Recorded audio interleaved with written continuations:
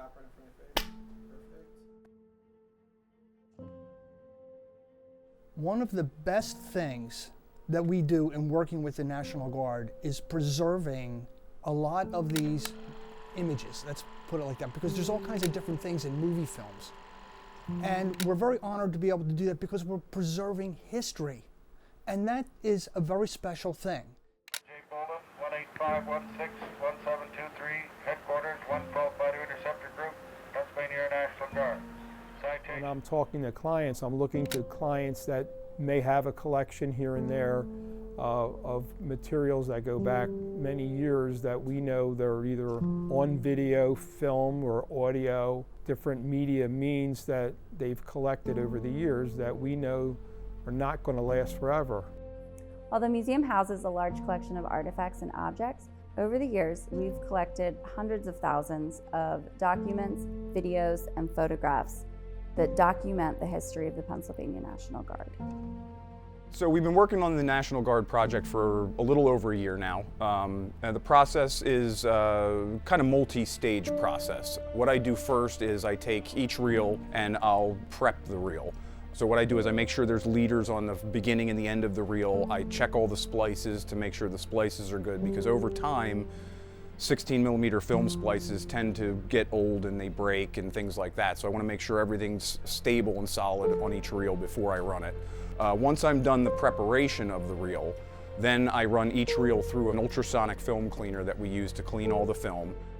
And then after it's cleaned, then we go to the digitizing process and we scan all the film digitally to a hard drive.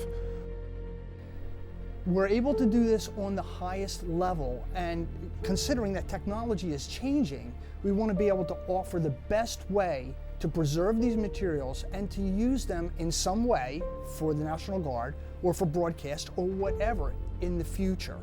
And that's why overseeing these types of projects, especially with the National Guard, is really important to us. There are times and places in history that we want to preserve. It's not just always moving forward. Sometimes we learn a lot from the past as well. My particular favorite film that we've had digitized so far is a 1934 film of the construction of Fort Indiantown Gap. This footage actually shows the WPA and the CCC constructing Fort Indiantown Gap prior to the gear up for World War II. Another film is a 1929 video from Mount Gretna of a pass and review of the troops. And this film shows not only mounted cavalry troops, but also a bi-wing airplane flying overhead. And this would have been one of the earliest uses of that plane.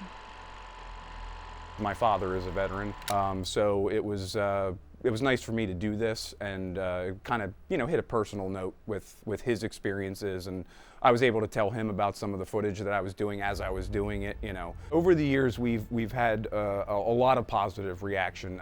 People don't know, first of all, what they have. Sometimes it's so old that they don't remember or didn't even know what was on the film. So, on a consumer level, they're thrilled to see their family.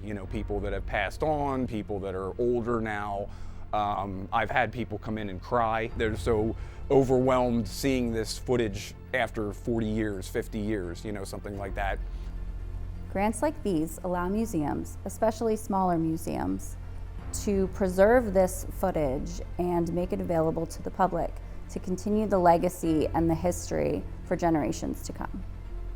Thanks to IMLS, this historic film footage, which would have otherwise been lost, will now be available for visitors at the Pennsylvania National Guard Military Museum and also available online.